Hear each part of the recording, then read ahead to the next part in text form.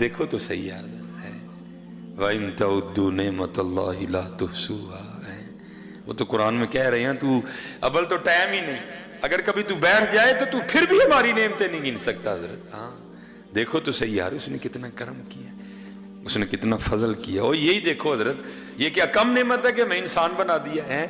میرے سیدی فرمایا کرتے تھے بھائی رب کا شکر ادا کر، کتے ڈڈو بنا کے کتے چھپڑ چنی سے واڑ چڑھے ہے۔ ہاں بھائی حقیقت کیا زور ہے اس پہ کسی کا، اس پہ کوئی زور ہے بھائی ہیں؟ شکر کر اس نے تجھے حضرت انسان بنایا۔ والتین والزیتون وطور سینین وہذا البلد الامین، پھر کہا لقد خلقنا الانسان فی احسن تقویم ہیں۔ کیوں بندے کس راستے پہ تو چل نکلا؟ نہیں حضرت آج کرو حضرت محبتیں پیدا کرو، یقین پیدا کرو، عقیدتیں لے کے آؤ، پھر دیکھو حضرت جی پھر کرم۔ بس اتنی بات ہے حضرت جی، ہم تو مائل و کرم ہیں کوئی سائے نہیں۔ او میں چلو قبلہ شاہ صاحب بیٹھ بھائی، یہ میں کہتا ہوں یہ ان کی طرف سے کرم ہوتا ہے جس سے پھر بندے کا یقین بڑھتا ہے حضرت جی۔ یہ آپ کو پتہ ہے حضرت جی، یہ جو اب ادھر کا تو نہیں مجھے پتا، لیکن ہمارے اس سائڈ پہ نا یہ دسمبر اور جنوری ماڑیاں تے بڑا پاری پہندا ہے، ویاہ ہی بڑے ہوندے نے حضرت، ویاہ ہی بڑے ہوندے نے حضرت۔ تو غریب آدمی بیچارہ، اب آپ کو پتہ ہے شادیوں پہ جانا کوئی سوکھا کام نہیں ہے جی، دکھاوے میں ہم پڑ گئے ہیں، عادتیں ہم نے بگاڑ لی ہیں۔ اے ہوں جڑا سوٹ ایس ویاہ تے پایا اگلے تے نہیں پانا، نواں پانا ہے۔ ہوں جڑا عہدے تے پایا عہدے تے نہیں پانا، نواں پانا ہے۔ ہاں اوپر سے وہ دسمبر کینڈ تھا تو حضرت مجھے بھی ایک شادی آ گئی، اوپر سے مہینے کینڈ تھا، اوپر سے شادی بھی تیسری چوتھی تھی، تو شادی بھی بڑی قریبی تھی۔ تو جمعے کا دن تھا، ہفتے کو جناب وہ نکاح کا معاملہ تھا، جان جن کہنے تھے۔ میں بڑا پریشان، میں یار ہوں وہ کیا اس کو کہتے ہیں، وہ دولہے کو پیسے دینے ہیں تو دینے کہاں سے ہیں، مہینے کا لاسٹ ہے، 3 شادیاں پیچھے کھا لی ہیں، کیا کروں اب میں؟ تو وہ جب جمعہ ہو گیا نا تو سارے سلام پڑھ رہے تھے، تو میں کھڑا کھڑا یہ سوچ رہا تھا یار وہ فلاں بندہ ہے، اس کو جا کے کہتا ہوں یار چل سیلری ملے گی نا تو اتنے پیسے دے دے، میں تیرے پیسے واپس کر دوں گا۔ پھر کہا نہیں یار اس کو نہیں کہنا، پھر دوسرا نہیں اس کو نہیں کہنا، پھر تیسرا نہیں اس کو نہیں کہنا، پھر ایک بندے پہ میں پکا ہو گیا۔ میں نے کہا لو جی جمعہ پڑھ کے نا اس کے پاس جاتا ہوں، اس کو جا کے مسئلہ بتاتا ہوں، یار 4-5 شادیاں کٹھی آ گئی ہیں، مہینے کا لاسٹ چل رہا ہے، تو لو جی ٹھیک ہے جی، جمعہ ہو گیا، سلام بھی ہو گیا، دعا بھی ہو گئی، اب وہ ملنے ملانے کا سلسلہ شروع ہوا۔ تو ایک بندے نے نا حضرت اپنے ہاتھ میں پیسے اس طرح رول، جتنے وہ رول کر سکتا تھا نا اس نے کیے ہوئے تھے۔ تو جب اس نے ہاتھ میں لایا نا مجھ سے، تو میں نے کہا نہیں بھائی میں نہیں لیتا۔ تو آگے ہو کے میرے کان میں کہتا ہے اج نہ کرو اج لوڑ ہے، میرے کان میں کہتا ہے اج نہ کرو اج لوڑ ہے۔ میرے حضرت پیروں کے نیچے سے زمین نکل گئی، میں اس کو کس طرح پتا ہے آج مجھے لوڑ ہے؟ میں گھومتا ہی رہا، کہتا ہے حضرت لے لو آج لوڑ ہے۔ اچھا میں نے کہا چلو، بہرحال میں نے پکڑ لی، وہ مل ملا لیا۔ جب میں باہر گیا نا تو میں اب وہ جو میری مطلوبہ شخصیت تھی میں اس کی طرف بڑھنے لگا، کیونکہ مجھے تھا بڑا بھی ہوگا تو 500 ہوگا، یا بڑا بھی ہوگا تو 1000 ہوگا، اتنا ہی ہوگا نا، کیا اور ہوگا، لیکن مجھے تو ذرا زیادہ درکار ہے۔ لو جی بھی دل میں خیال آیا یار ویکھاں تو صحیح بھلا کنے نے، اور اللہ کی قسم قربان جاؤں ان کی عطاؤں پہ، جو کھول کے دیکھا جتنے سوچے تھے اتنے بھیجے تھے انہوں نے، جتنے سوچے تھے حضرت انہوں نے اتنے بھیجے تھے۔ ہاں حضرت جی کبھی تو صاحب پوچھیں گے کون کھڑا دربار ہمارے، وہ چلے ہو کے تو دیکھو ان کے، ہیں ہو کے تو دیکھو ان کے، دیکھو کی نہیں کر دے حضرت۔ بھائی مسلم لیگ کے بندے پہ اوکھا وقت آئے پہنچتے ہیں، اگلے کیوں نہیں پہنچتے؟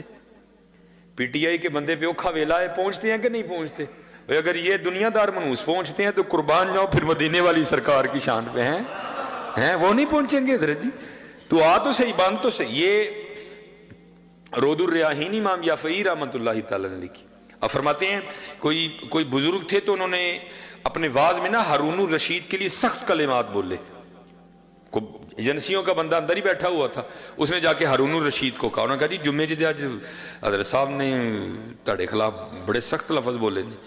بادشاہ وقت تھا، فرمایا اٹھا لاؤ ان کو گرفتار کر لیا، اور قید خانے میں نہیں ڈالا بلکہ کیا کیا، ایک ڈبے میں بند کر دیا گیا جس میں صرف کھڑا ہی رہنا ہے، حرکت بھی نہیں بندہ کر سکے. اس کو تھا کل تک ان کا انتقال ہو جائے گا.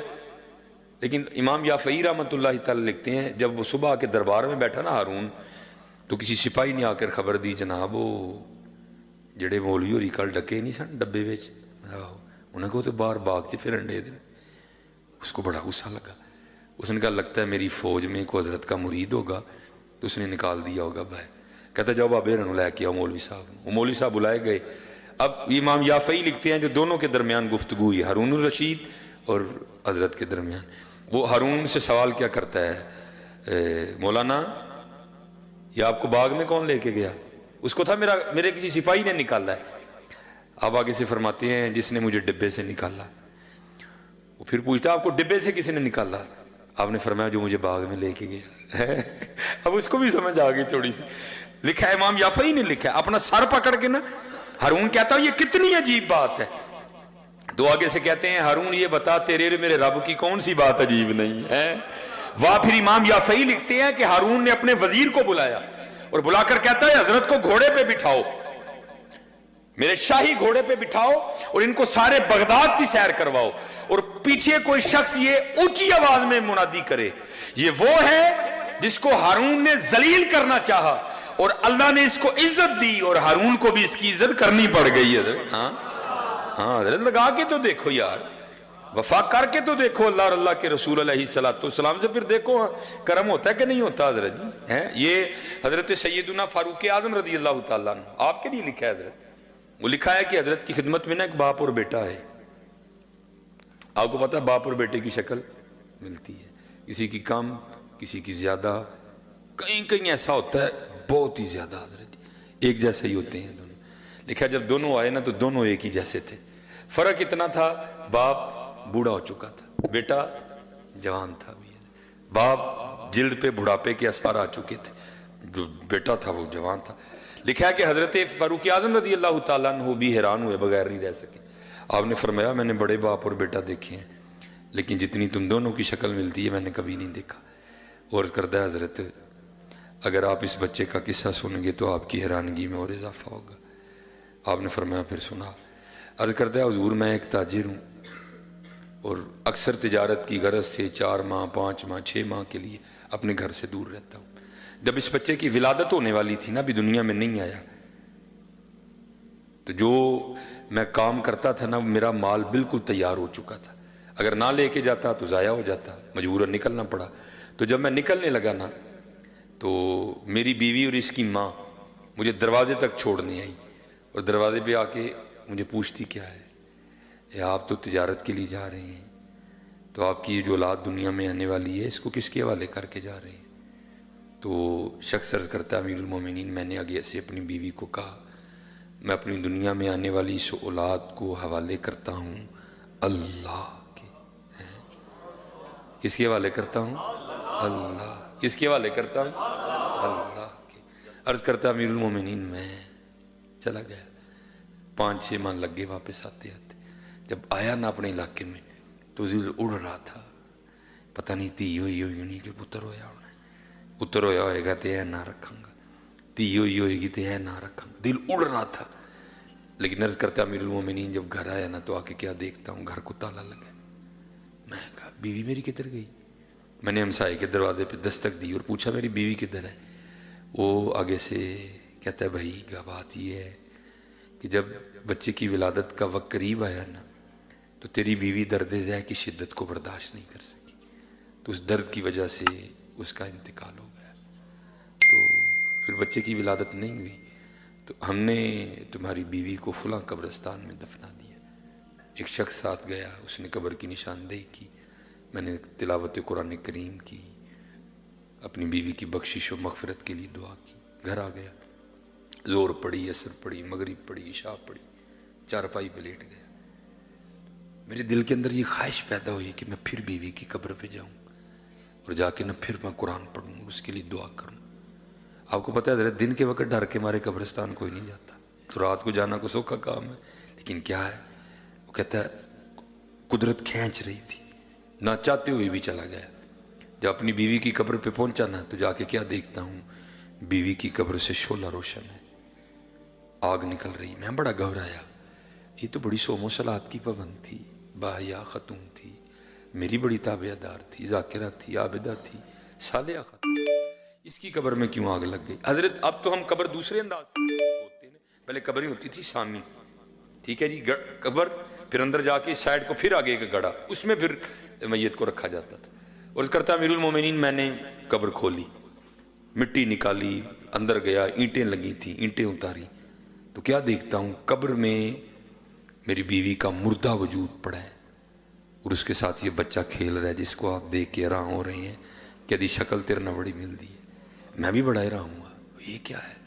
मैंने बच्चे को निकाला, सीने से लगाया, कब्र से बाहर निकला तो गैब से आवाज़ क्या आई, बंदिया तू जांदियां दरवाजे ते खलो के कह के गया से, या अल्लाह मैं दुनिया चाहने वाली अपनी औलाद नूं हवाले करना वा, अल्लाह दे साडे हवाले करके गया है, जिंदा देण दे सा, बुढ़ी साडे हवाले करके जांदा भी तेनू जिंदा ही देनी सी है, वो करके तो देखो यार, हैं कर वमन यतवक्कल अलल्लाहि फहुव हस्बुह, करो तो सही यार, क्यों भाग रहे हैं हजरत, हैं करो तो सही हजरत, पढ़ के तो देखो यार, अल्लाह है, पढ़ के तो देखो, देखो फिर होता क्या है, बड़ा जोर है हजरत इस नाम में, अल्लाह है।